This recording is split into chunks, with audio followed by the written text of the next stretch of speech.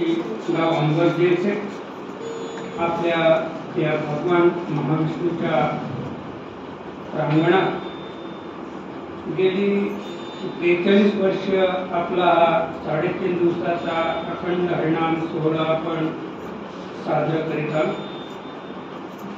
पण आपण नाथषष्ठीचा हा 1 दिवसीय अखंड हरिनाम सोहळा आपण साजरा करून राहिलेलो आहोत आणि त्याचं महत्त्वाचं कारण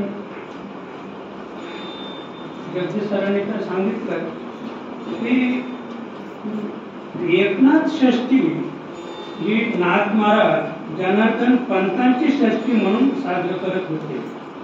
म्हणजे एकनाथ महाराज त्यांच्या गुरुची षष्ठी साजरी करत होते आणि आता जो वारकरी समाज आहे तो एकनाथांची षष्ठी साजरी करून राहिलेले आहे. जनार्दन पंतांना ते विसरले. म्हणजे आता सध्या कुणालाच माहित नाही षष्ठी नेमकी कुणाची आहे आणि त्याच्यामुळे काय झाली षष्ठी माहिती ना त्याची षष्ठीच काढली.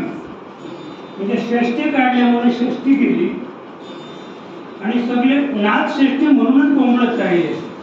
खरं म्हणजे ती षष्ठी होती जनार्दन पंतांची आणि ती षष्ठी नाथ महाराज साजरी करत होते आणि एकंदरीत त्याची एक वर्म जाणून आपण त्याचं वर्म जाणून की जेणेकरून नाथांना आनंद कसा होईल म्हणून त्याच मुहूर्तावर आपण माऊली प्रभाकर महाराज यांची पुण्यतिथी आपण या षष्ठीच्याच मुहूर्तावर साजरा करायला लागलो आणि त्याच्यामुळं नाथांना सुद्धा अतिशय आनंद झाला असे कारण नाथांची सुद्धा आपण साजरी करतो आणि माऊलीची पुण्यतिथी हे अति महत्त्वाचं कार्य आहे आणि आज नाथषष्ठी आहे.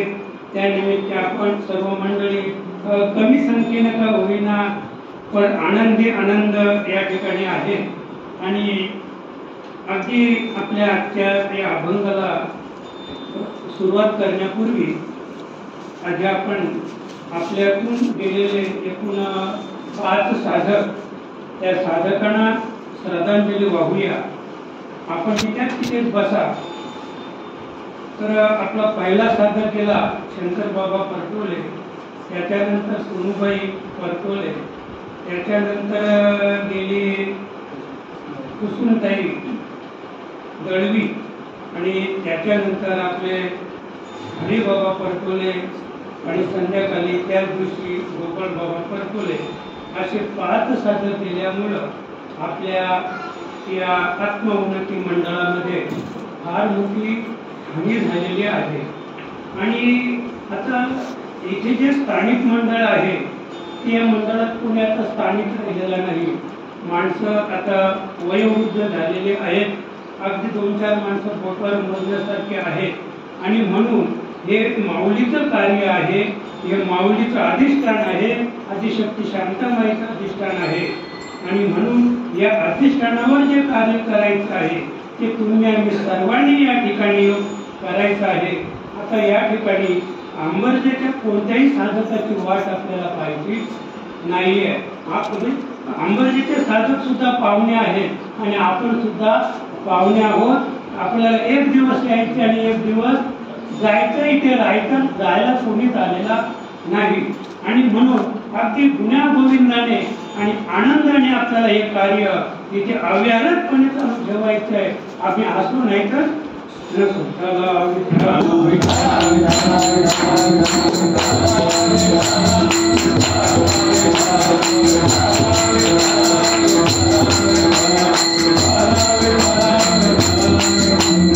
आणि म्हणून आज आपल्या सेवेसाठी घेतलेला अभंग मेळोबाराया पिंपळनेरकर यांचा हा एक छोटे खाणीतील 4 कडव्याचा परंतु संतांची लक्षणे किंवा संतांचे गुण सांगणारा सुंदर असा अभंग आहे. या अभंगाचे एक वैशिष्ट्य आहे.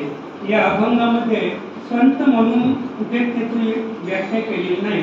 जसं आता सकाळी या ठिकाणी जे कीर्तन झालं जगदीश महाराजांचं तर निरोबऱ्यांचा तो अभंग होता पण त्या अभंगात त्याने स्पष्ट उल्लेख केला होता नाथ महाराजांच्या बाबतीत. हा अभंग सुद्धा नाथांच्याच बाबतीत आहे. पण जशी एखादी स्त्री आपल्या पतीला नावाने संबोधित करत नाही, म्हणजे त्या स्त्रीचं आपल्या पतीवर एवढं प्रेम आहे, एवढं प्रेम आहे, एवढा आदर आहे की ती आपल्या पतीला त्या पतीच्या नामोच्चाराने कधी संबोधित करत नाही.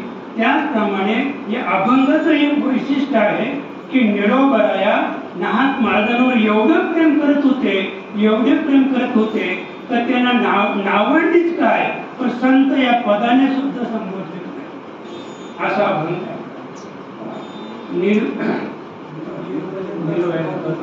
निर्वैरता सर्वभूती, निर्वैरता सर्वभूती, दया शांती आणि करुणा, कृपा केली नारायणे, कृपा केली नारायणे, ऐशी चिन्हे उमटता. ही हेडिंग आहे ना, जो अभंग आहे त्या अभंगाच्या अंडरलाईन इथे आहे, ऐशी चिन्हे उमटता. क्षमा अंगी निर्मत्सर, क्षमा अंगी निर्मत्सर, वाणी उच्चार नामाचा, कृपा केली नारायणे, कृपा केली नारायणे, ऐशी चिन्हे उमटता. निळा म्हणे नम्रता अंगी, निळा म्हणे नम्रता अंगी, मोह त्यागी ममतेच्या, कृपा केली नारायणे, कृपा केली नारायणे, ऐशी चिन्हे उमटता. पांडुरंग करो रसमान, पांडुरंग करो रसमान, पांडुरंग करो रसमान, पांडुरंग करो रसमान.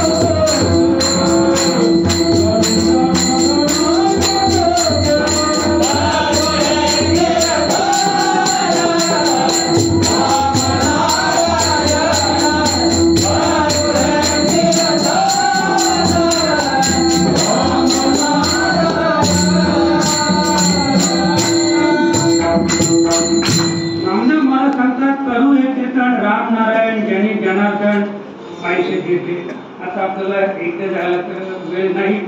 अगदी 6ला कीर्तन संपायचं होतं तर 6ला सुरू झालं असं म्हणायला हरकत नाही. तरी सुद्धा बरं का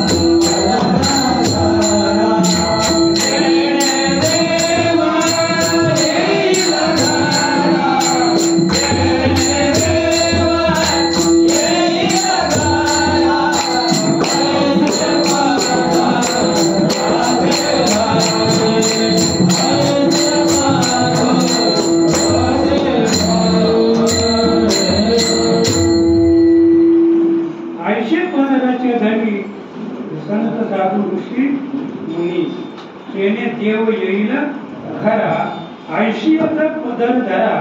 आपल्याला मनुष्य द्यायला आल्यानंतर अशा भगवंताचा परमात्म्याचा आपला पदर धरायचा आहे सद्गुरूचा. 80चा म्हणजे कुणाचा? 80चा म्हणजे सद्गुरूचा पदर धरा जेणे देव येईल घरा. सद्गुरूचा पदर धरला तर देव आपल्या घरी आल्याशिवाय राहणार नाही. आणि म्हणून नाथांच्या जीवनामध्ये नाथांचं पण चरित्र पाहिलं तर त्यांच्या जीवनामध्ये त्यांना त्यांच्या आयुष्यात जेवढी सेवा सद्गुरूची घडली तेवढी कोणत्या संतांना घडली नाही. आणि त्याचंही कारण त्यांचा हेच विठ्ठल. तेची संत तेची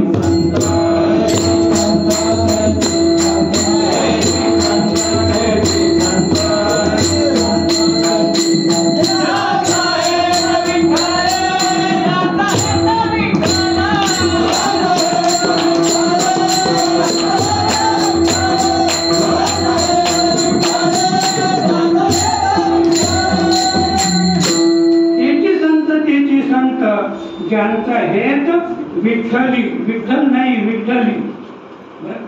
त्यांचा हेत विठ्ठली. मला एवढंच सांगायचंय की जेव्हा भगवान परमात्मा माऊलीच्या रूपाने या पृथ्वी तलावर अवतरित होते त्यावेळेला त्यांच्या आयुष्यामध्ये त्यांच्या जीवनामध्ये सद्गुरू अगदी अल्पकाळात त्यांचं आयुष्य अल्प होता.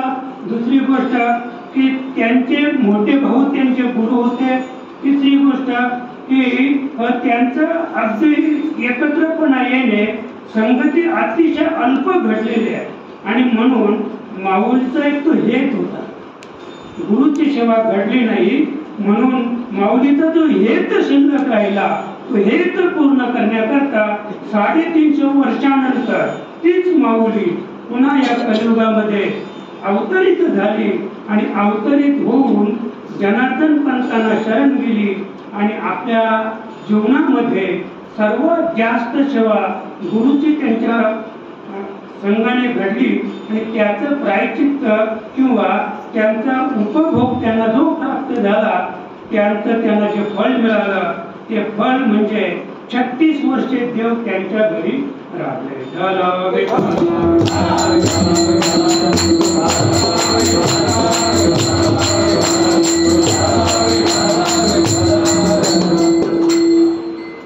12 वर्ष श्रीखंड्या रूपाने पाणी भरलं भगवंताने.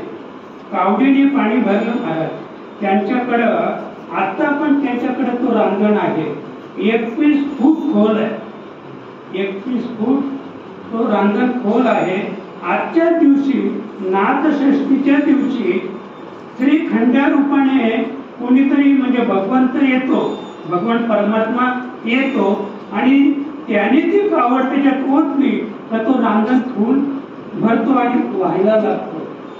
आणि ज्याच्या घागरीने तो रांजण भरून वाहू लागतो त्याची श्रीखंड्या म्हणून आजच्या दिवसाला त्याची 16 उपचारे पूजा केली जाते. असं महत्व आजच्या दिवसाला आहे की तो भगवान परमात्माच आहे की ज्याच्या घागरीने किंवा ज्याच्या कावडीने तो रांजण भरला. रांजण किती मोठा, मला वाटतं 15-20 पिंप पाणी मावेल एवढा. पण सकाळपासून चालू असते काम ते. जेवढे त्या ठिकाणी यात्रेकरू गेलेले आहेत, त्या ठिकाणी जे वारकरी गेलेले आहेत, तर प्रत्येक वारकरी तिथून त्या गंगेचं पाणी आणून आणि त्या रांजणामध्ये टाकतो बरं का. आणि मग काय भाग्यवान असेल नाही का, ज्याच्या घागरीने तो रांजण ओत भरून वाहू लागतो त्याच्या भाग्याला पारच नसेल.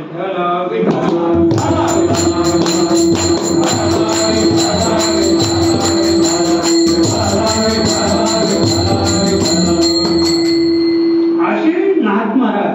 आणि नाथ महाराजांच्या बाबतीत आपल्याला फक्त एवढंच पाहायचं आहे की आजच्या अभंगातून निळोबाराया पिंपळनेरकर म्हणजे की ज्यांना तुकोबाराया गेल्यानंतर त्यांनी 40 दिवस अनुष्ठान केलं. मला वाटतं 40 की 42 असं काहीतरी तो आकडा आहे. 14 तरी 42 कसं का, कारण तुकोबारायाने वह्या इंद्रायणी पुरवल्यामुळं 14 दिवस उपोषण केलं आणि 14व्या दिवशी दगडासहित वया तालेल्या जैशा लाह्या.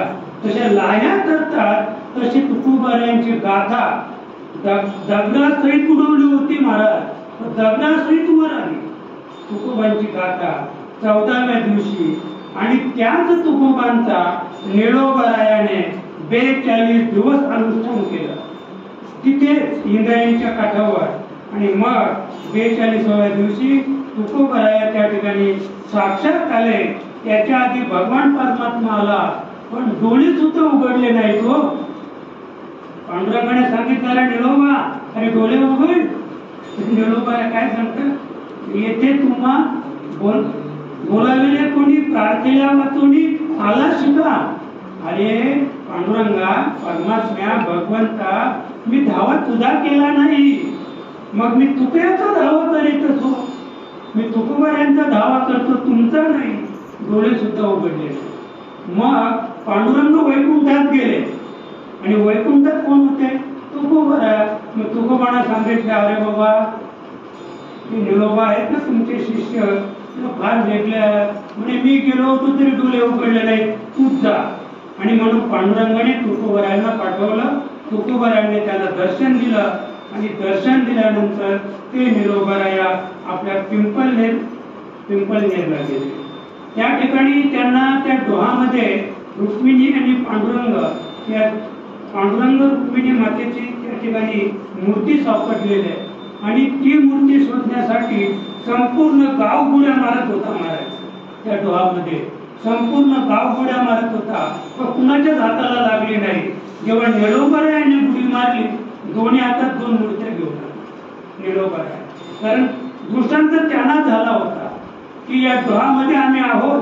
कदाचित म्हणजे जगदीश महाराज नेहमी सांगतात की तो एक मोगलशाही होती आणि त्या मोगलशाही असल्यामुळं कदाचित कोणत्या तरी विठ्ठल मंदिरातून त्या मूर्त्या उचलून त्या डोहात नेऊन टाकल्या होत्या की जेणेकरून त्या सुरक्षित राहतात.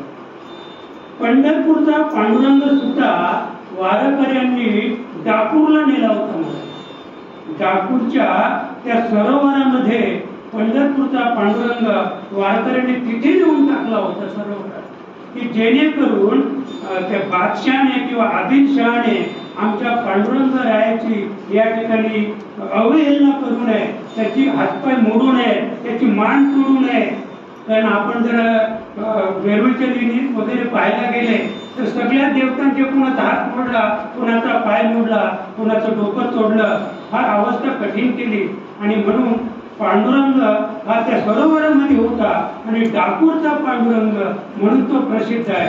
आणि खरोखर म्हणजे पंढरपूरचा जो खरा पांडुरंग आहे तो कुठे? डाकोरला आहे. डाकोरला आहे महाराज, पण आम्ही तिथे जात नाही.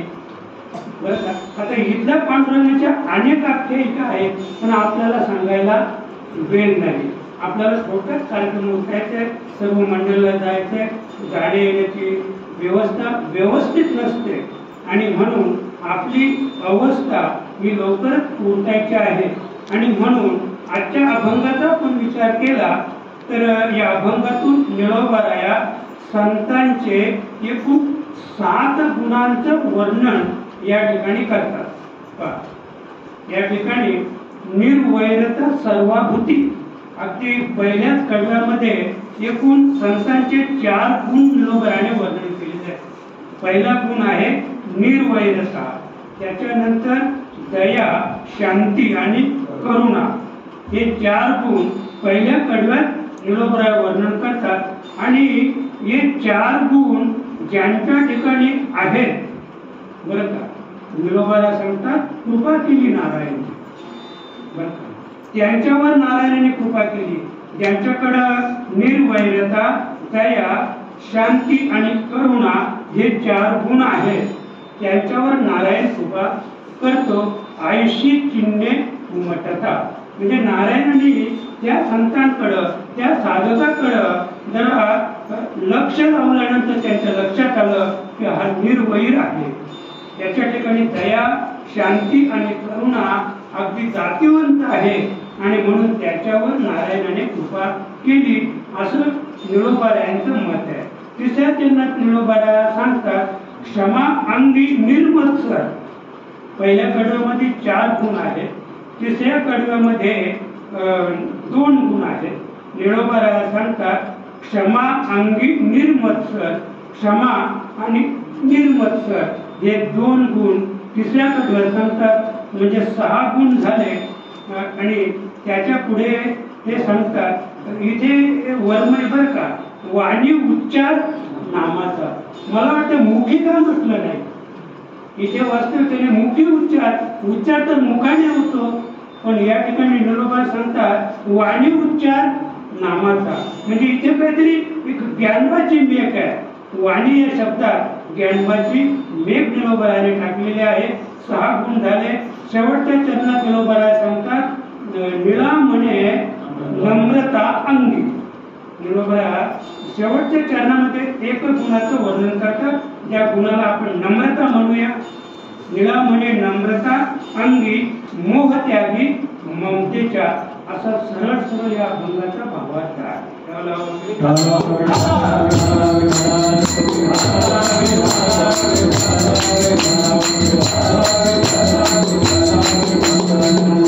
आता थोडं आपण भगवान परमात्म्याकडे गेलो तर यशस्वी औदार्य, ज्ञान, वैराग्य, ऐश्वर्य 6 गुण जेथ वसती तयाना ईश्वर मिळते.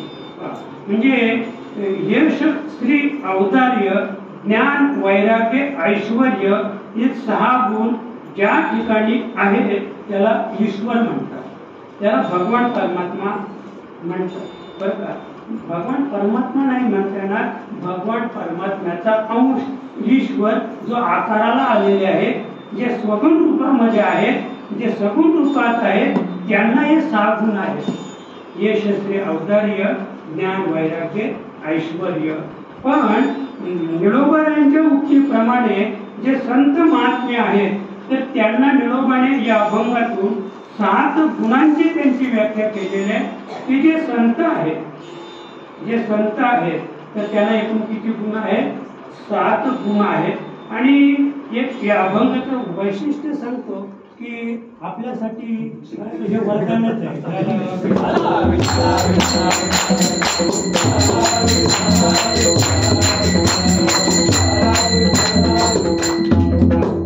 तेव्हा आपण आपल्या एकंदरीत जीवनाचा विचार केला तर अगदी अभंगाचं जे पहिलं चरण आहे निर्वैरता सर्वाभूती. निर्वैरता म्हणजे कुणाशीच वैर न करणे, कुणाशीच वैर न करणे या नाव निर्वैरता. आपण हे निर्वैरतेशी एक ईश्वराचं थोडंसं आपण जर संकलन करूया. ईश्वराचा 6 गुणांपैकी पहिला गुण आहे यश आणि संतांचा पहिला गुण आहे निर्वैरता. आता निर्वैरता आणि यश यांचं आपण जर संकलन करायला घेतलं तर विरोधाभास वाटतो. कारण निर्वैरता संतांच्या ठिकाणी निर्वैरता आहे, पण यश या शब्दामध्ये वैरता दडलेली. यश या शब्दामध्ये वैरता दडलेली आहे. आणि भगवंताचे एकूण जे तीक्ष्ण 10 अवतार झाले त्या 10 अवतारामध्ये भगवंत कुठेच अपयशी झालेले नाही. मग अपयशी झाले नाही, त्यांना यशच प्राप्त झालेलं आहे, पण यश प्राप्तीसाठी त्यांना वैर्याला मारावं लागलेलं आहे. आपल्याला 10 अवताराकडे सुद्धा जायचं नाही बरं का. म्हणजे भगवंताने किंवा वैरी जो आपला आहे, जो आपला शत्रू आहे, त्याला मारल्यामुळं भगवंताकडं यश हा गुण प्राप्त झालेला आहे. आता ज्याने अनेकांना मारावं, यश प्राप्त करून घ्यावं, त्याच भगवंताने निर्वैरता, ज्याचा गुण काय आहे निर्वैरता, म्हणजे कुणाशीच वैर, या जगात कुणाशीच वैर नाही, त्याच्या मस्तकावर त्याने हात ठेवावा, तू धन्य आहेस. त्या संतांच्या मस्तकावर ज्याने आपल्या संपूर्ण 10 अवतारामध्ये युद्ध केलं, शत्रूला मारलं. मी शत्रूला मारणं हे श्रेष्ठत्व आहे भगवंताचं, हे ईश्वराचं श्रेष्ठत्व आहे. पण तोच ईश्वर, तोच भगवंत निळोबारायांच्या मुखातून संतांचं श्रेष्ठत्व वर्णन करत असताना निर्वैरत्वाला अधिक महत्व देतात.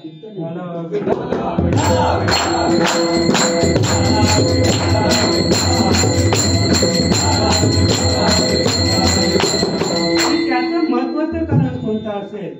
हरावया कलीचे दोष,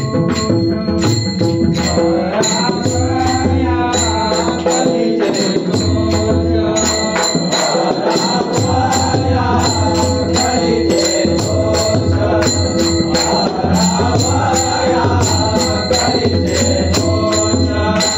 सातहे अंश श्री हरीचे, सातहे अंश श्री हरीचे, हरावया कलीचे दोष, हरावया कलीचे दोष.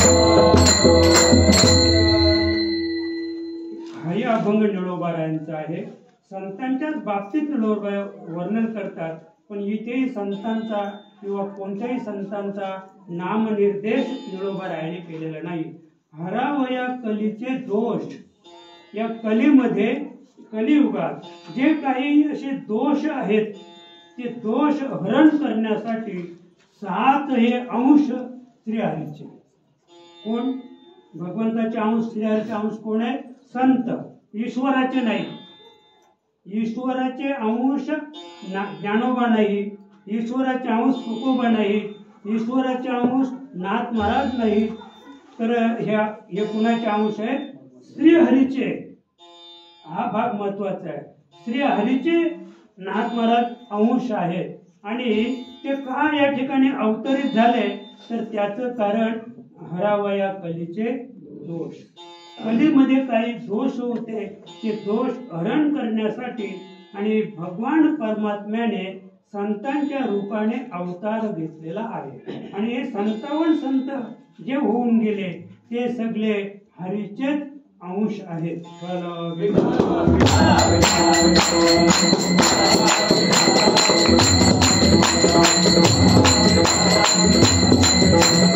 तरी 57 संत होऊन गेले असतील, पण निर्वैरता गुण आहे, हा जो धर्म आहे, हा निर्वैरता हा गुण नाथांनाच शोभतो.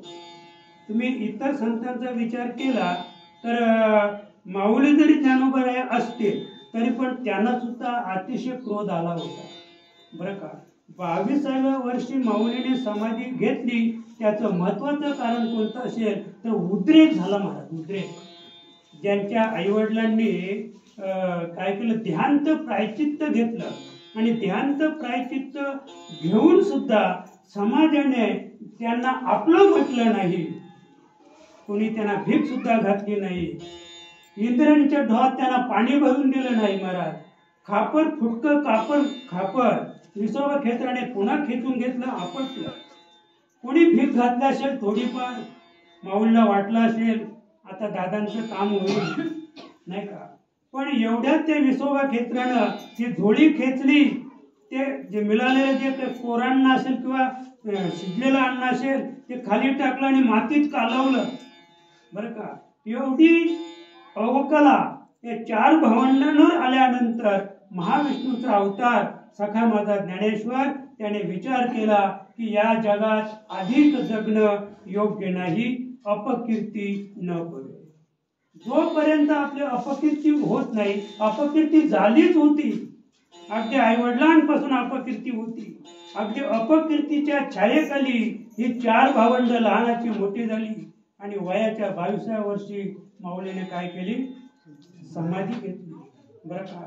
म्हणजे त्यांचं जे नैसर्गिक आयुष्य होतं ते नैसर्गिक आयुष्याप्रमाणे 4ही भावंडांना जगण्याचा अधिकार प्राप्त झाला नाही बरं का. 4ही भावंडांना नैसर्गिक आयुष्यामध्ये जगण्याचा अधिकार प्राप्त झाला नाही. माऊली ज्ञानोबा गेल्यानंतर त्याची पुढची 3ही भावंड अगदी 6-6 महिन्याच्या किंवा 2-2 वर्षाच्या गत्यंतर म्हणजे फरकाने 4ही भावंड निघून गेली. पण त्यावेळेला जो परमार्थाचा जो आनंद आहे, जो परमार्थाचं सुख आहे, जे सद्गुरूच्या सेवेमध्ये जो आनंद जे सुख आहे ते माऊलीला तेव्हा प्राप्त झालं नाही. ते प्राप्त करण्यासाठी आणि ती माऊली ज्ञानोबा हे एकनाथ महाराजांच्या रूपाने जन्माला पुन्हा अवतरित झाले आणि अवतरित होऊन त्याने जे कार्य केलं ते महान असं कार्य. त्या कार्याचा मुख्य विषय होता निर्वैरता बरं का. अगदी त्यांच्या जीवनाचा आपण विचार केला तर हे एकूण संतांच्या जीवनात जे 7 गुण आहेत ते 7ही गुणांमध्ये नाथ महाराज बसतात. पण आजचा सकाळपासून विषय असा निघाला की नाथांचं चरित्र सांगत असताना बरं का, म्हणजे नाथांच्या जीवनपटावर कोणीच लक्षात का कोणीच तिकडे वळला नाही. म्हणजे ही एक परमार्थिक एक लाईन आहे जी आपण सुरुवात करतो ना, एकदा सुरुवात जशी झाली की त्या सुरुवातीप्रमाणे कार्य शेवट चालतंय. मला वाटत होता की आता फक्त 7 गुण फक्त मी सांगेन, कारण नाथांच्या अंगी बांधलेले जे गुण आहेत ते कीर्तनामध्ये होतील किंवा 7 प्रवचनं झाली आणि 7 प्रवचनामध्ये एकेका प्रवचनकाराने एक गुणावर बोलला असता तरी आता मला एक किंचित 0 संधी होती. माझ्यासाठी संधी 0 होती आणि 0 संधी धरूनच आपण चाललो होतो.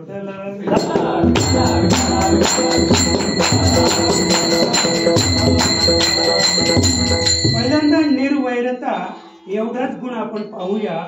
यौवन अंगावरी थुकला बरं का, प्रसाद देऊनी मुक्त केला. निर्वैरता म्हणजे नाथांच्या ठिकाणी वैरता म्हणजे शत्रुत्व हे अजिबात नव्हतं. शत्रुत्व अजिबात नव्हतं.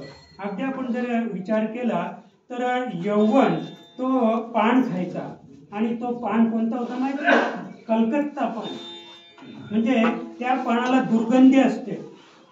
कलकत्ता नावाचा जो पान आहे, मोठा पान असतो, काळ्या रंगाचा पान असतो, त्याच्यात जे मटेरियल टाकलेलं असतं. आता मला वाटतं ते पान 25-30 रुपयाला असेल किंवा 50 रुपये सुद्धा त्याची किंमत असू शकते आपण जर त्या पानपट्टीच्या दुकानावर गेलो. तर त्याची किंमत कदाचित 50 रुपये असतील, पण ते पान जो खातो ते त्याच्या तोंडाला दुर्गंधी येते. पण ते फक्त कोण खातात? जो मुस्लिम समाज आहे तो ते कलकत्ता पान खात असतो. ते पान खाऊन आमचे नाथ महाराज जेव्हा गंगेवर सकाळी सकाळी स्नानाला गेले तर तो यवन तिथे रस्त्यावर उभा राहिला त्या गल्लीमध्ये, आणि नाथ महाराज स्नान करून तिकडनं आले. अंगावर त्यांच्या अगदी पांढरा शुभ्र धोतर असायचा महाराज, आणि त्याच्यावर तो पिचकारी उडवायचा, म्हणजे थुंकायचा. तो थुंकल्यानंतर नाथ महाराज पुन्हा पाठीमागे जायचे, आपलं धोतर स्वच्छ धुवायचे, आपलं अंग धुवून घ्यायचे. असे एकूण 108 वेळा. सामान्य काय आम्ही एक वेळा तरी सहन करू का ही गोष्ट? नुसते आपल्या अंगावर नुसतं कोणी नाही का, काय सांगायचं. एकदा लोकलमध्ये असताना मी शिंकलो, पण शिंकलोवर हात ठेवला नव्हता, तरी एक माणूस समजतं का काय म्हणजे रुमाल ठेवायचा ना नाकावर, मग चुकी झाली. म्हणजे अशी माणसं जगामध्ये असताना सुद्धा नाथ महाराजांनी 108 वेळा काय केली? त्याला क्षमा केली का? निर्वैरता सर्वभूती. त्यांच्या ठिकाणी जी भूती म्हणजे जीव, भूत म्हणजे काय? जीव. भूत म्हणजे भूत नाही, ज्याला आम्ही भूत म्हटलं की घाबरतो, ते भूत नाही. भूत म्हणजे जीवाणू. सर्वभूती निर्वैरता सर्वभूती म्हणजे ती किडी असेल, मुलगा असेल, मांजर असेल, कुत्रा असेल, गाय असेल, बैल असेल, डुक्कर असेल, आणि मासा असेल, कोणताही जीव असेल, जो आकाराला आलेला जीव आहे, निळोबाराय सांगतात निर्वैरता सर्वभूती. ज्याच्या ठिकाणी निर्वैरता आहे त्याला निळोबाराय संत म्हणतात. हे संतांचं पहिलं लक्षण आहे की विश्वामध्ये जेवढे जीवाणू आहेत प्रत्येक जीवाणूच्या बाबतीत आपल्या ठिकाणी शत्रुत्व नाही, बरं का, तिथे शत्रुत्व नाही, निर्वैरता आहे. निळोबाराय त्याला संत म्हणतात. हे त्यांचं पहिलं लक्षण संतांचं आहे. आणि म्हणून 108 वेळा यवन अंगावर थुंकून सुद्धा जेव्हा पुन्हा नाथ महाराज त्याच वाटेने आले आणि त्यावेळेला मात्र त्याच्या विचारात बदल झाला. माणसं बदलतात, माणसं बदलली पाहिजे, माणसं बदलली पाहिजे. जरी तो यवन होता पण शेवटी माणूसच होता. जेव्हा 108व्या वेळेला नाथ महाराज येत होते तेव्हा तो रस्त्यावर येऊन राहिला होता महाराज, आणि त्याने काय केलं, ते नाथ महाराज तिकडनं आल्यानंतर त्याने अष्टांग म्हणजे अगदी 8ही अंगाने तो म्हणजे साष्टांग नमस्कार नाथांना घातलं, आणि अगदी ओक्ष रडायला लागला तो यवन, आणि मला माफ करा, मी अतिशय महान असा अपराध केला, मला माफ करा, माफ करा, माफ करा. सतत तो एकच मंत्र म्हणत होता, माफ करा, माफ करा, माफ करा. पण नाथांच्या ठिकाणी इतकी निर्वैरता होती की प्रसाद देऊनी मुक्त केला. नाथांनी त्याला उठवलं, आपल्या छातीशी धरलं, बरं का, त्याची पाठ थोपटली, त्याच्या मस्तकावर हात ठेवला, आणि बाळ, अरे तुझ्यामुळे मी धन्य झालो. 108 दिवस लागले असते मला एवढं पुण्य संपादन करायला, गंगेचं स्नान करायला. ते एका दिवसात नवे तर एका तासात तुम्हाला प्राप्त करून दिलं. तू धन्य आहेस माझ्यासाठी. आणि म्हणून त्याला प्रसाद देऊन मुक्त केला. निर्वैरता सर्वभूती हा नाथांचा पहिला गुण आहे, बरं का. त्याच्यात नंतर दुसरा जो गुण आहे दया. दया तिचे नाव, भूतांचे पालन. पण हा अभंग तुकोबारायांचा आहे, त्याचं पुढचं कडवं आपण पाहायचंच नाही, पुढचं कडवं नाही पाहायचं. दया तिचं नाव, भूतांचं पालन. तर दयेच्या बाबतीत सांगायचं झालं तर एक अंत्यजाचं मूळ, आणि नाथ हे ब्राह्मण समाजाचे आणि उच्च वर्णीय ब्राह्मण, पण छोटंसं अंत्यजाचं मूळ नाथांना माहीत होतं हे हरिजनाचं मूळ आहे. आणि तो काळ होता त्यावेळेचा महाराज, म्हणजे कमरेला ताळाची धावली आणि गळ्यामध्ये मडकं, म्हणजे जमिनीवर थुंकला तरी विटाळ होईल. त्या अंत्यजाने जमिनीवर थुंकायचं नाही, त्या मडक्यात थुंकायचं. आणि चालताना त्याची जी पावलं लागतील जमिनीवर, ती पावलं ताडाची झावली पुसत जायची पाठीमागे. त्या काळामध्ये नाथांनी त्या अंत्यजाचं मूल आपल्या प्रेमाने, आवडीने, आनंदाने कडेवर घेतलं आणि त्या माऊलीच्या घरी जाऊन त्या माऊलीला हाक मारली. अरे माऊली, काय करते तू? अरे तुझं बाळ रणरणत्या उन्हात तडफडत होतं, ते तिथे उतरवलं. दया तिचं, दया त्याला म्हणतात. क्षमा नाही का, शांती. तर शांतीच्या बाबतीत, नाथांच्या बाबतीत शांती सांगायची झाली तर नाथ हे शांतीचे सागरच होते बरं का. त्यांची शांती कधीच ढळली नाही, त्यांना कधीच क्रोध आला नाही आणि म्हणून ते शांतीचे सागर होते. अगदीच त्यांच्याच भाषेत सांगायचं, आपुलीच दारा एक व्यभिचारा,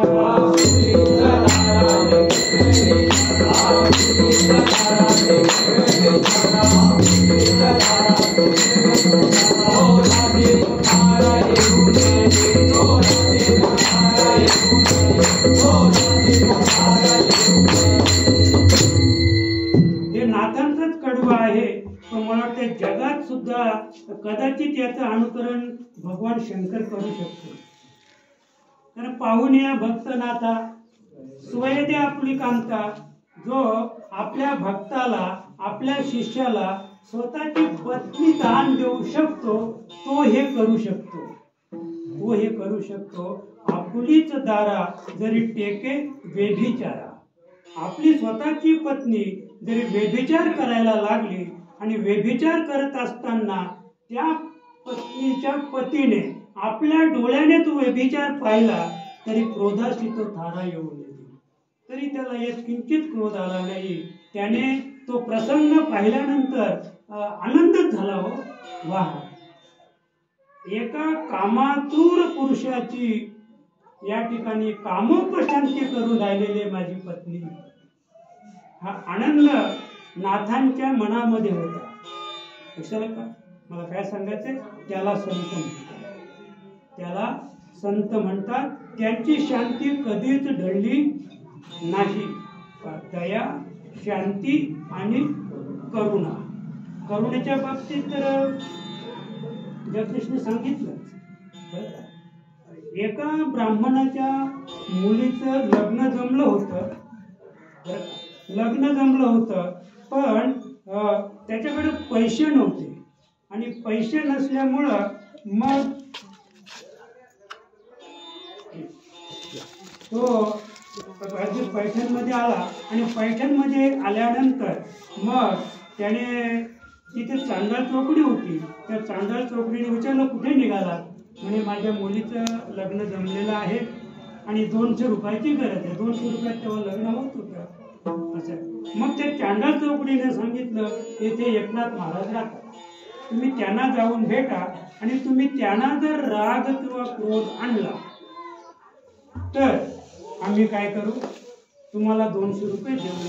आता तो ब्राह्मण नेमकी दुपारी 12 वाजता आला होता.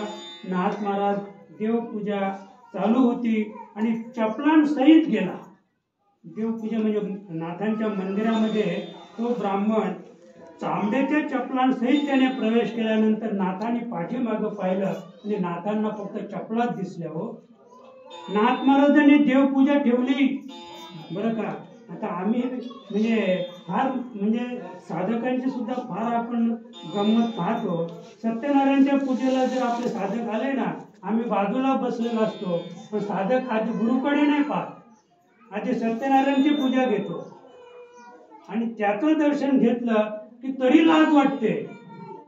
म्हणजे इतक्या समाजामध्ये गुरुच्या पायाला स्पर्श करण्यासाठी आपल्या साधकांना लाज वाटते, म्हणून ते दर्शन घेत नाहीत, बाजूला बसतात. आणि अशा साधकाला पाहिल्यानंतर आम्हाला आमचा आनंद गगनात मावेनासा होतो. आम्हाला हेच होते माझ्या मनात. आणि बरे केले नारायण. म्हणजे मला फक्त एवढंच सांगायचं आहे की ही जी प्रक्रिया आहे संत आणि देव यांच्या मधला जो दुवा आहे तो दुवा आपल्याला प्राप्त करायचा असेल तर या ठिकाणी ते मुलीच्या बाबतीत सांगितल्यानंतर नाथ महाराजांनी पाहिलं आणि त्यांच्या त्या चपला पायातून काढल्या आणि त्यांना इतका आनंद झाला की काय भाव आहे,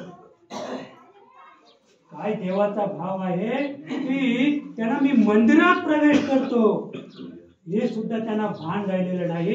विधेय स्थितीत आले ते ब्राह्मण. विधेय स्थिती त्यांची कोणी पाहिली? नाथांनी पाहिली. तर नाथ कसे होते? विधेयी होते, म्हणून त्यांना तो ब्राह्मण विधेयी दिसला. अन्यथा तो ब्राह्मण विधेयी नव्हता, तो भरपूर कसा होता? देही होता. म्हणून चपलांसहित गेला. नाथांनी त्या चपला आपल्या हाताने बाहेर काढल्या. महाराज आपल्या कपाळाला त्या चपला लावल्या आणि देवघरात नेऊन त्या ठेवल्या आणि त्या चपलांची, चामड्यांच्या चपलांची आधी देवपूजा केली. आधी त्या ब्राह्मणाच्या चपलांवर फूल षोडशोपचारे पूजा केली आणि मग पुन्हा देवाकडे पाहायला लागले नाथ. म्हणून त्यांना संत पदवी मिळाली. संत ही पदवी तशी प्राप्त होत नाही. आता इथे तो ब्राह्मण आहे त्याला अतिशय त्याचा जो मूळ हेतू होता तो इथे काय साफल्य झालेला नाहीये. मग तो विचार करायला लागला तर काय करायचं. जेवणाची वेळ होती. नाथाने सांगितलं. त्यांचे पाय धुतले नाथांनी, अगदी डोक्यापासून धुतले, नुसते अंगठे नाही धुतले, डोक्यापासून पाय धुतले चांगले नाथांनी आणि त्यांना पाटावर आणून बसवले आणि त्यांच्या पुढे जेवणाचं ताट आलं. पण ते ताट म्हणजे काय मिष्टान्न? त्यांच्या दृष्टीने मिष्टान्न नव्हतं, कारण त्यांना 200 रुपयाची गरज होती आणि 200 रुपये नाही मिळाले. नाथांना राग नाही आला तर माझ्या मुलीचं लग्न होणार नाही आणि म्हणून त्याने काय केलं, आमच्या गिरजाबाई आल्या, वाढत आल्या. हा ब्राह्मण उठला आणि गिरजेच्या पाठीवर उडी मारली. पाठीवरून पकडली तिला आणि पकडल्यानंतर थोडीशी गडबड झाली. नाथांनी वर पाहिलं तर गिरजेच्या पाठीवर ब्राह्मण. मग नाथांच्या मुखातून सहज शब्द आला, गिरजे सांभाळ बरं, पाडशील बाळाला. याला म्हणतात विधेय स्थिती. तो ब्राह्मण होता 70 वर्षाचा, पण नाथांना दिसलं ते बाळ. गिरजे सांभाळ बरं, पाडशील बाळाला. बरं, गिरजा पण काही सामान्य नव्हती. ती म्हणजे तुमच्यापेक्षा 4 पावसाळी मी जास्त काढलेत. म्हणजे मला वाटतं नाथांपेक्षा तिचं वय 4 वर्षांनी ती मोठी. नाथांपेक्षा गिरिजा ही वयाने मोठी होती. म्हणून म्हटली, कारण तिचा अनुभव गाढा होता. म्हणजे कसा बाळाला पाडीन, अशी हा एकच बाळ आहे का, असे अनेक बाळे मी माझ्या पाठीवर सांभाळले. तुम्ही काय खंत करू नका. आता ते बाळ उतरलं. तर मला एवढंच सांगायचंय, आणि करुणा, काय नाथांच्या ठिकाणी काय भाव असेल त्या, आणि मग त्याचा जो एकंदरीत स्वभाव पाहून नाथांनी विचारलं की तुमच्या चेहऱ्यावर तर आनंदाची किंवा सुखाची कुठलीच छटा नाही. तेव्हा मग त्याने सांगितलं की काय सांगायचं म्हणे, मी एका महान असं काम घेऊन आलो होतो आणि ते काम म्हणजे फार मोठं काम होतं. 200 रुपये म्हणजे त्यावेळेला 2 पैसे सुद्धा, ढबू होता, ढबू तेव्हा म्हणजे 2 पैशाचा ढबू होता तेव्हा 200 रुपये मिळवायचे होते. मग सांगितलं की माझं असं काम होतं. म्हणे आधी का नाही सांगितलं. आता कसं काय क्रोध येईल, ज्याला एवढं करून सुद्धा ज्याला क्रोध आला नाही, आता सांगून क्रोध येईल का. म्हणजे त्या ब्राह्मणाचं काम झालं नाही. मला एवढंच सांगायचंय की दया, शांती आणि करुणा म्हणून मिळोबा अभंगाच्या पहिल्या कृपा केली नारायणे, कृपा केली निर्वैर सर्वभूते,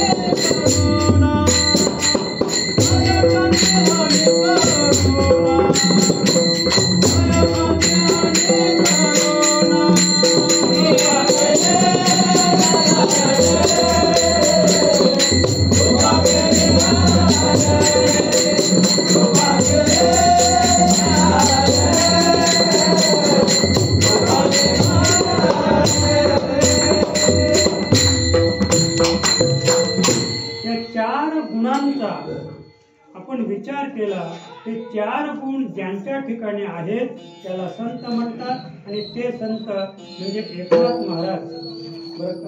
आणि त्यांच्यावर निळोबाऱ्या संतात कृपा केली नारायणे। भगवान परमात्म्याने नाथांवर कृपा केली कारण नाथ हे त्याचेच अंश होते, भगवंताचे ते अंश होते आणि म्हणून भगवंताने त्यांच्यावर कृपा केली। नुसती कृपाच केली नाही तर जगदीश सरांनी सुंदर सांगितलं की दत्त महाराज त्यांच्या म्हणजे दरवाजावर चोपदाराचं काम करत होते बरं का। म्हणजे एवढा मोठा अधिकार नाथांचा होता आणि एवढा मोठा अधिकार प्राप्त करण्यासाठी त्यांच्या जीवनात 4 गोष्टी घडल्या, निर्वैरता, दया, शांती आणि करुणा।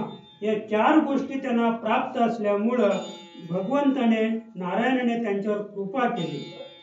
आणि कृपा का केली तर आयशी चिन्हे उमटता, म्हणजे ही जी चिन्ह आहेत आता पहिल्यांदा आपण जे 4 गुण पाहिलं ती 4 चिन्ह आहेत, ती 4 चिन्ह नाथांच्या ठिकाणी उमटल्यामुळं नारायणाने नाथांवर कृपा केली आणि नाथांनी नारायणावर कृपा केल्यामुळं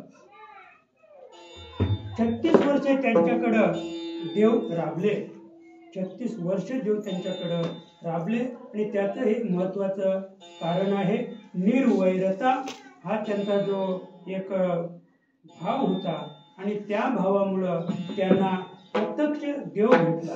तर देवाच्या बाबतीत आता मी आधीच सांगितलं की निर्वैरता आणि त्याच्याबरोबर देवाचं आपण जर समीकरण लावलं तर यश नाही का। आता देवाच्या बाबतीत सांगायचं झालं तर एकदा देव कालयवनाला पाहून पळाला होता बरं का, पण देवाचं पळणं काही खरं नाही, देवाचं पळणं काही खरं नाही। कारण जरासंधाला 17 वेळा पराजित केल्यानंतर जरासंधाने कालयवनाला पाठवलं म्हणजे प्रधान म्हणून।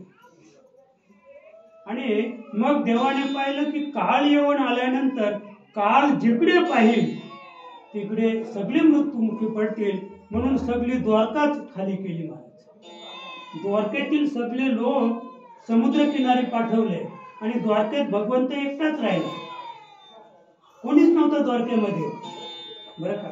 आणि कालयवन तिकडनं आल्यानंतर देवाने पिवळा पितांबर अगदी कोरा करकरीत अंगावर घेतला होता, परिधान केला होता आणि देव पळायला लागले। देव पळायला लागल्यावर कालयवनाला वाटलं की मला घाबरला, पळायला लागला आणि द्वारकेत तर कोणीच नव्हतं। 16,108 पत्न्यांसहित बळीराम दादा असतील, बाकीचे सुदामा वगैरे सगळे काही असतील ते सगळे द्वारकेतून बाहेर काढले होते। देव पुढे पळतो, हा कालयवन पाठीमागे पळतो। पळता पळता एका गुहेत गेला। मुचकुंद नावाचा राजा काही कल्पापूर्वी जाऊन तिथे तो त्या गुहेमध्ये झोपला होता। आता हे वर्मदेवाला माहित होतं, देव पुढे धावत धावत गेला पण किती धावायचा, कालयवनाला दिसेल एवढा धावायचा, शोधाशोध नको। आणि म्हणून अगदी गुहेत शिरताना कालयवनाला जवळ येऊन दिला, आपल्या अंगावरचं पितांबर काढलं आणि मुचकुंद नावाच्या राजावर ते परिधान केलं आणि बाजूला जाऊन उभा राहिला। एवढ्यात कालयवन आला आणि क्रोधाने लात मारली। लात मारल्याबरोबर त्याने आपल्या डोईवरचा ते कपडा बाजूला केला आणि कालयवनाकडे पाहिल्यानंतर कालयवन भडभडा जळून गेला तो कालयवन आणि मग देव हसले, म्हणून त्याला यश म्हणतात बरं का, यश। आणि अशा देवांनी जर ज्या संतांवर, ज्या शिष्यावर, ज्या साधकावर कृपा केली ते कृपा करण्याचं महत्त्वाचं कारण आयशी चिन्हे उमटता, म्हणून नाथ महाराज 3ऱ्या चरणात सांगतात क्षमा अंगी निर्माचर क्षमा अंगी निर्माचर क्षमा अंगी निर्माचर क्षमा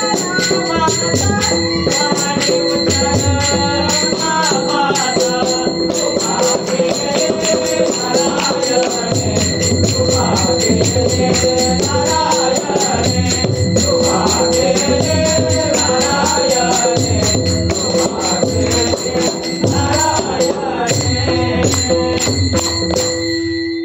क्षमा अंगी निर्मत्सर दुसऱ्या चरणामध्ये देवराया सांगतात, संतांचं लक्षण सांगतात, संतांचा गुण सांगतात की त्याच्या अंगी काय आहे, क्षमा शस्त्र ज्या नराच्या हाती सांगतात की ज्या नराच्या हाती क्षमा नावाचं शस्त्र आहे, तुम्ही सांगा तो किती भानगडी करेल, किती किती शत्रू मारेल तो, ज्याच्या हातामध्ये क्षमा नावाचं शस्त्र आहे.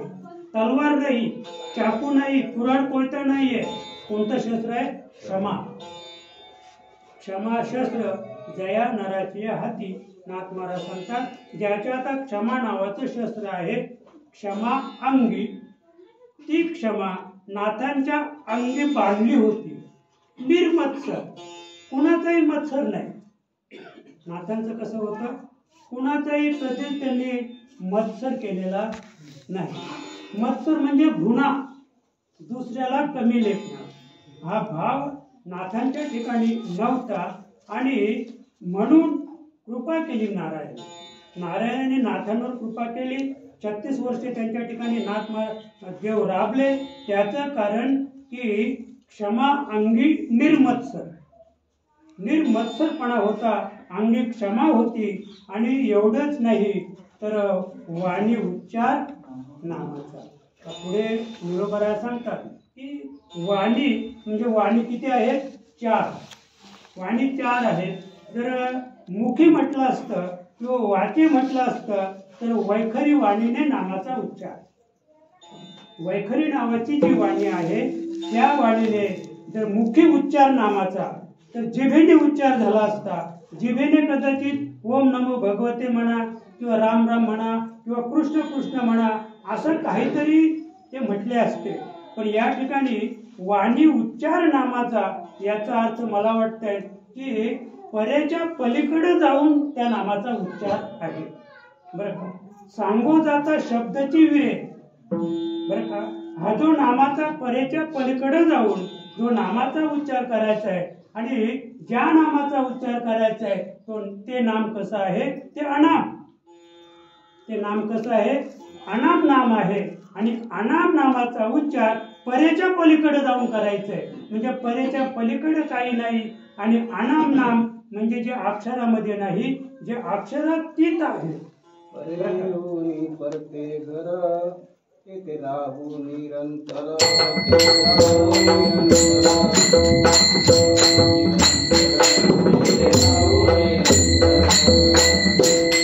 परे हुनी परते घर तेथे राहू निरंतर तेथे राहू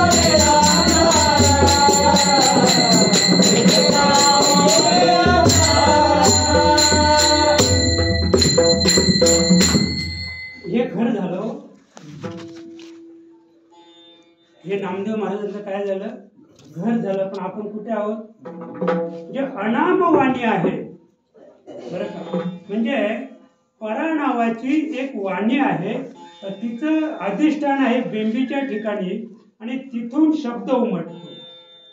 जो शब्द आहे ना तो इथे उमटतो आणि त्याचा जो उच्चार आहे म्हणजे जो भोंगा आहे, तो भोंगा कुठे आता आपण बांधलाय, वर बांधलाय. आता इथे आम्हाला आवाज येतो का त्याचा, नाही. मग त्याचा आवाज कुठे जातो, शेळीचे लोक सांगतात आंबाजीला काय कार्यक्रम आहे, म्हणजे तो आवाज तिथपर्यंत पोहोचला कोणाच्या माध्यमाने. तसं वैखरी हा भोंगा आहे, या देहाचा हा भोंगा आहे. या भोंग्याच्या माध्यमातून पण त्याचं जे उकल आहे, त्याचा जो उच्चार आहे तो कुठे बेंबीच्या ठिकाणी. पण इथं त्याचा उच्चार होतो का, माऊली सुंदर सांगायची एकाची ती नथ पडली होती, पण आपलं सांगायला वेळ नाही तरी अर्ध्या मिनिटात सांगतो. नथ पडली पाण्यामध्ये, विहिरीत पडली बाईची नथ. मग ती घरी आली, सांगितलं की माझी नथ कोणी काढून देईल, त्याला 1000 रुपये देईल. एक बुडणारा होता, त्याने उडी टाकली आणि त्याच्या हाताला ती नथ लागली. त्याला तो 1000चा आनंद झाला. पण आनंद कुठे झाला? विहिरीच्या तळाशी. पण माध्यम कसं होतं? पाणी होतं. पाणी असल्यामुळं त्याला झालेला आनंद तो विहिरीच्या तळाशी प्रकट करू शकला नाही. आणि म्हणून जेव्हा पाण्याच्या पृष्ठभागावर तो आला तेव्हा तो म्हणतो सापडली सापडली, मी सापडली. त्याचा आनंद नाही, त्याला आनंद कुठला आहे?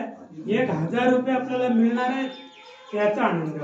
तसं जी परावाचा आहे ती परावाणी आपल्या बेंबीच्या ठिकाणी आहे. आणि मग सांगो जाता शब्दही विरे. संतांच्या बाबतीत सांगायचं झालं तर आपला शब्द सुद्धा तिथे काम देणार नाही. निळोबाराया सांगतात तिथे शब्दाचं काम नाही, शाब्दिकांचे काम नाही, येथे शब्दाचं काम नाही आहे बरं का. जेवी अंधारे रवी भेटी, जेवी अंधारे रवी भेटी म्हणजे अंधाराला भेटण्यासाठी सूर्य आला. अंधाराला भेटण्यासाठी सूर्य आला आणि सूर्याने अंधाराला आलिंगन दिलं. तर भेटायलाच आला होता तो, किंवा हाताला हात मिळवला असेल. न जाणू जर अंधार हा सूर्याचा दोस्त असेल, मित्र असेल, तर तो सूर्य धावत धावतच आला आणि त्याला सांगितलं हात मिळव. हात मिळवेल का? नाही, नाही का. म्हणजे सूर्य आल्यानंतर अंधार शिल्लकच राहणार नाही. म्हणजे अंधार जो आहे मग तो सूर्याचा वैरी आहे का? तो वैरी नाही. सूर्यप्रकाशला, सूर्य उदयाला आला की अंधार इतका शहाणा आहे बरं का. महापुरी झाडे जाती तिथे लवाले वाचती किंवा वाचती. लवारे डायरेक्ट झोपून घेतात आणि मोठी मोठी आयनाची झाडं, जांभळीची झाडं, ते पाणी महापूर उपटून घेऊन जातो समुद्रामध्ये आणि लवाले सगळे झोपून घेतात. महापूर ओसरला की पुन्हा उभे राहतात तरतरीत. आम्ही काय कुणाचे खातो, आमचा देव आम्हाला देतो. लक्षात का? तशी स्थिती आहे. आणि म्हणून आपण एकंदरीत विचार केला तर असा काळोखच पडायला आला नाही का. एकंदरीत विचार केला तर आपण फार पुढे चाललो तरी असो. फक्त आपलं एवढंच पाहायचंय, क्षमा अंगी निर्मत्सर आणि वाणी उच्चार नामाचा उच्चार परा वाणीच्या पलीकडे जाऊन अनाम नामाचा उच्चार या ठिकाणी निळोबारायांना अभिप्रेत आहे. आणि जो परेच्या पलीकडे जाऊन, परावाणीच्या पलीकडे जाऊन आणि त्या अनाम नामाचा जो उच्चार करतो बरं का. आता ही जी परावाचा आहे, आता एरवी आपण विचार केला तर इकडनंच आपण जर पाहिलं, पूर्वेकडून जर पाहिलं तर या चारी वाचा इकडे आहे. परा आहे, पश्चिमची आहे, मध्यम आहे, वैखरी आहे. पण आम्हाला जो उच्चार करायचा आहे तो पश्चिम मार्गाने जाऊन करायचा आहे. तीच परावाचा, तीच परावाणी इकडनं येत नाही. जेव्हा तुम्ही सद्गुरूला शरण जाल तेव्हा तुम्हाला ते वर्म कळेल आणि ते वर्म जेव्हा तुम्हाला आपले सद्गुरू माऊली कृपा करेल त्यावेळेला परावाचेचा जो मार्ग आहे, जो माया घाट चढायचा आहे तो समोरून नाही चढत. ती वाचा ती पश्चिमेकडून चढते, पश्चिमेकडून चढते. आणि पश्चिमेकडून माया घाट चढल्यानंतर मग त्याच्या ठिकाणी सर्वभूती भगवत भाव निर्माण होतो. सर्वभूती भगवत भाव निर्माण होतो. आणि म्हणून एकदा आपण त्या भगवंताचं भजन करूया.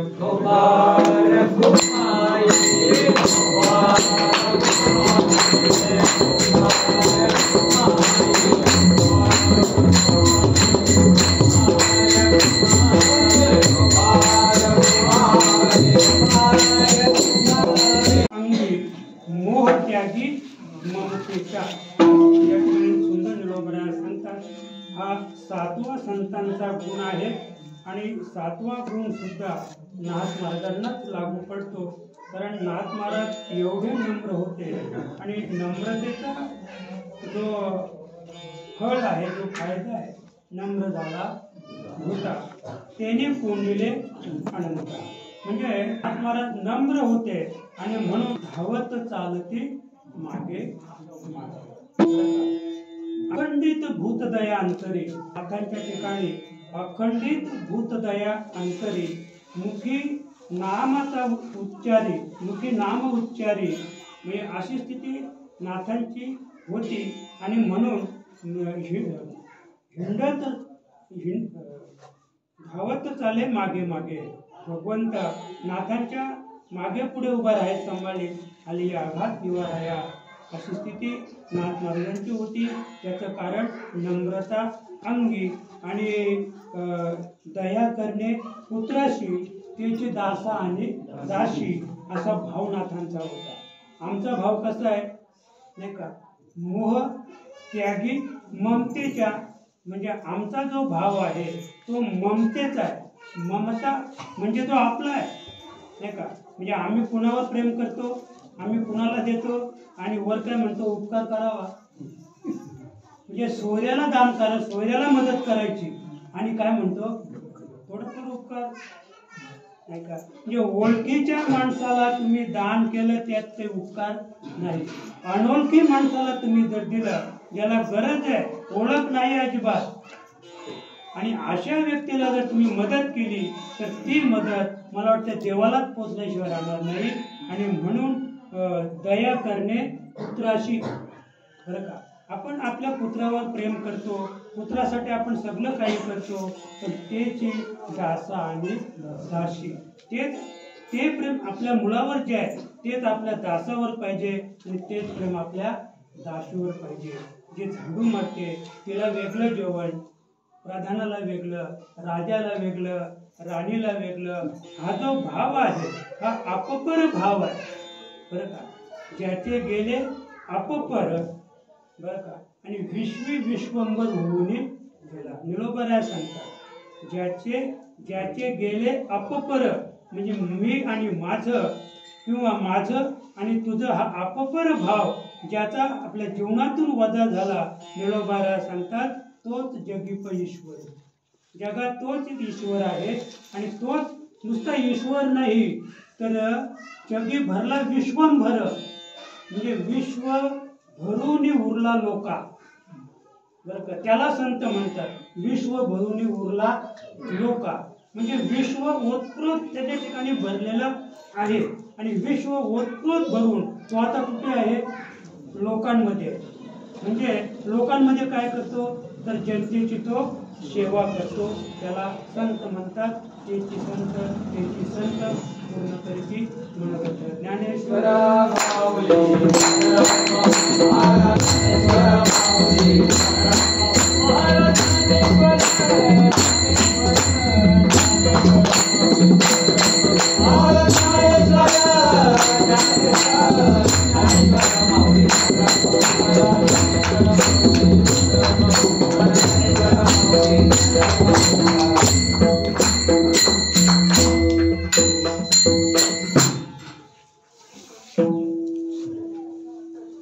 आज या ठिकाणी आपण सर्व मंडळी नाथषष्ठीच्या निमित्ताने उपस्थित झाला.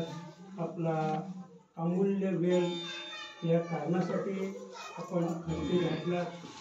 तुमच्या आमच्या भेटी झाल्या आणि खरोखर मी तुम्हा सर्व साधक मंडळीला धन्यता देतो की आपण धन्य आहात, आपण भाग्यवान आहात की या भगवान महाविष्णूच्या प्रांगणात शांतामाईच्या या मंदिरामध्ये माऊली प्रभाकर महावीरच्या बाबतीत जर सांगायचं झालं तर मगाशी मला हरिपाठात आठवण आली की देखोजी बाई हे भजन माऊलीच म्हणायचे.